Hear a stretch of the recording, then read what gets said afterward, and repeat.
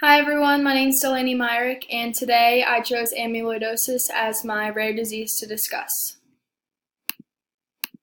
So, how is the name derived?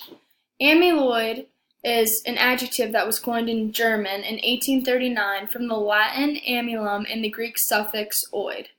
The noun is attested in 1872. So then the suffix of amyloidosis, osis, is a state or condition that is usually abnormal or diseased, and this is Greek. So what is amyloidosis? According to the Mayo Clinic, amyloidosis is a rare genetic disease that occurs when a substance called an amyloid builds up in organs. Specifically, it is an abnormal protein produced in a person's bone marrow. It can be deposited in any tissue or organs, and there are a number of organs that are affected in these patients, and those organs are the heart, liver, spleen, nervous system, digestive tract, and many others. And at the top, that diagram there shows the different organs and some problems with them. So this can eventually lead to organ failure and death.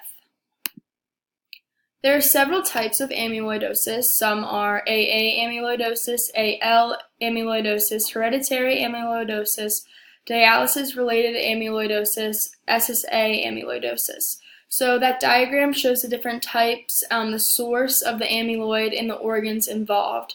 So depending on the different organs involved, the approach for treatment would be different. So how rare is the disease? It is thought that there are 4,000 cases in the U.S. each year. Mainly occurs in individuals between the ages of 50 and 65. However, there are some as young as 20 that have had these symptoms and had the disease.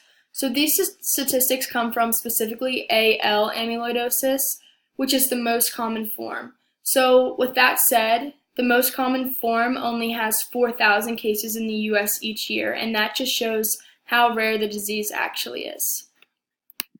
So thank you everyone for listening.